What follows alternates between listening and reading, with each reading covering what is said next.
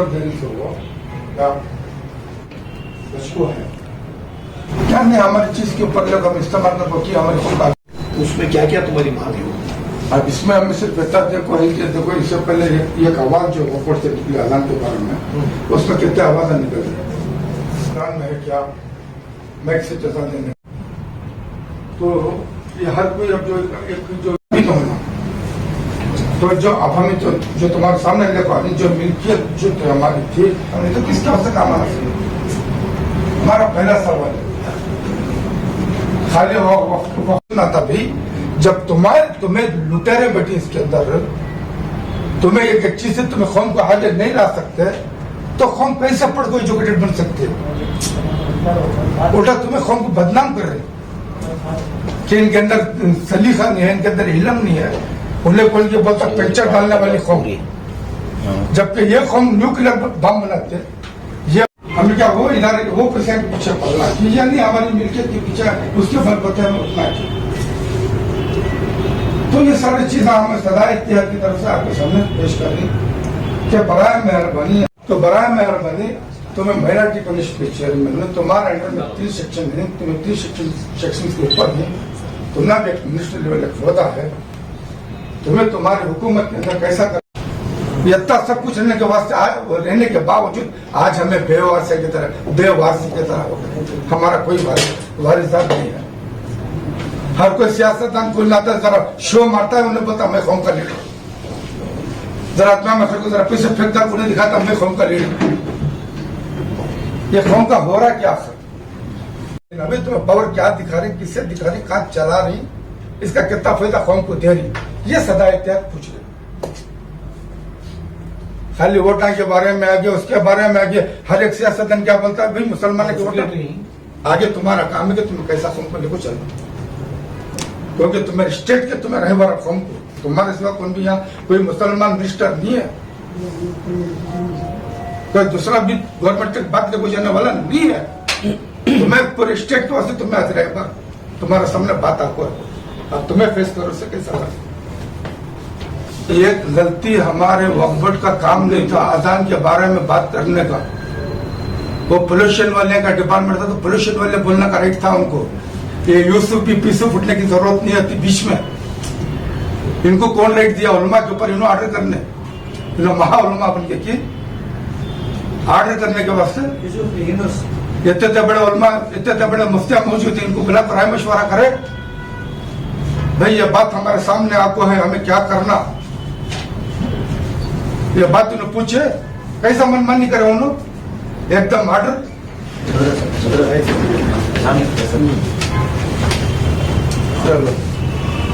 सदाए इत्तेहाद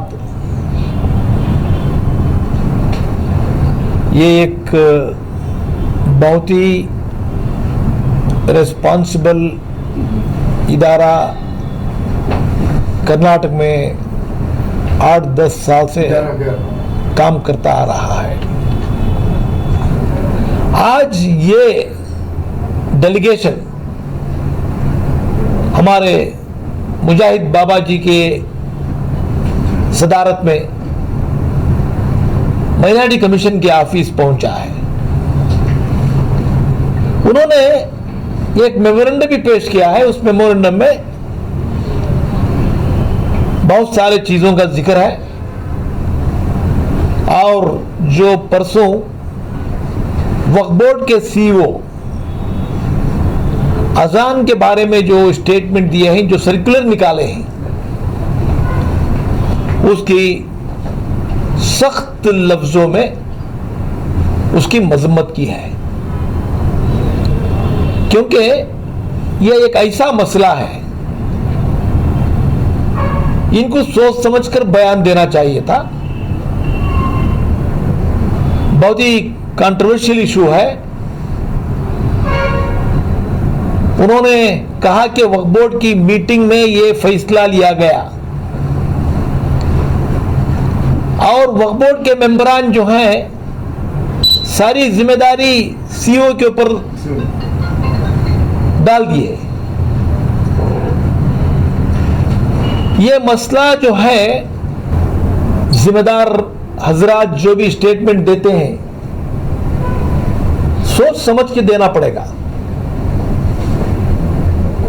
communal harmony को कोई तरह का धक्का ना हो। ये जो काम इन्होंने, मैं समझता हूं कि इनकी इमेच्योरिटी से स्टेटमेंट दिया गया है,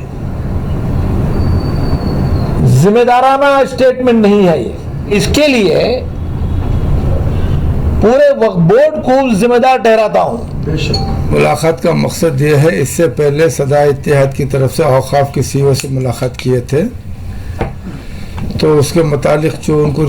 जो माइनॉरिटी कमीशन को जो रिपोर्ट देना था वो रिपोर्ट देने के लिए हम लोग यहाँ पर आए, और उसके साथ साथ में जो है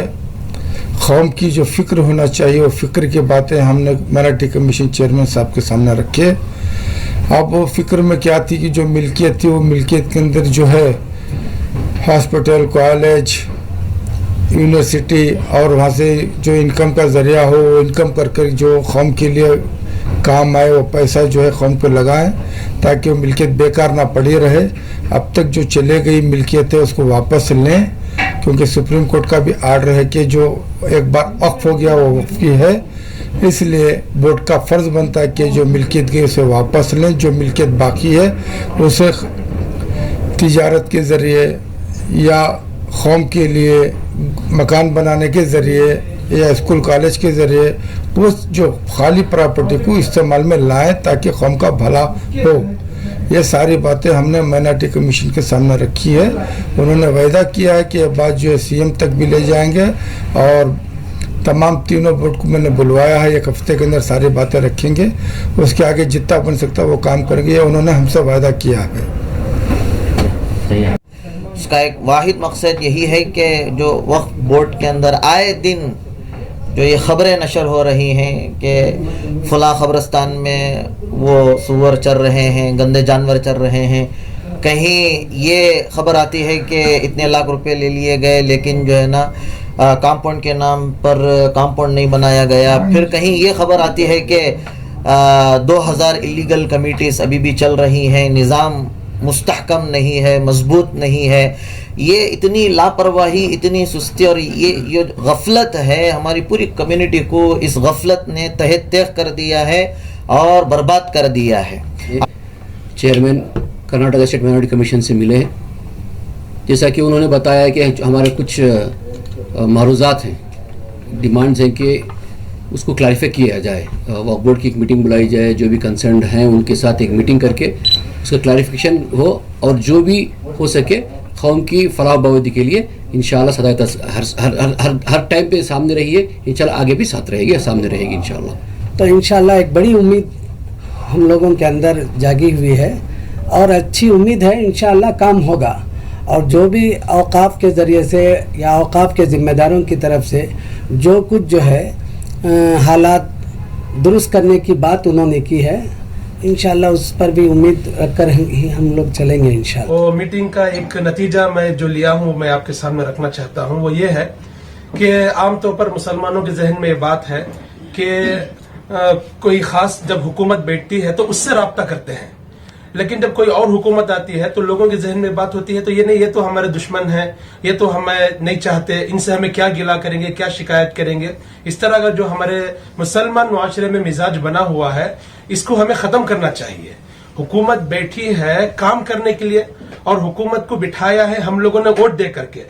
कौन सी भी पार्टी बैठे, अगर कोई मसला है तो उस हुकूमत जो पार्टी बैठी हुई होती है उससे जाकर के राब्ता करे, अपनी बातें पेश करे। और हमें उम्मीद यही है कि जिस तरीके से कोई और हुकूमत बैठती है तो हमारा काम बनाती है, हमारा ये यकीन बनना चाहिए कि जो भी हुकूमत बैठेगी, चाहे वो सेंट्रल में हो चाहे वो स्टेट में हो, वो हमारा काम करेगी।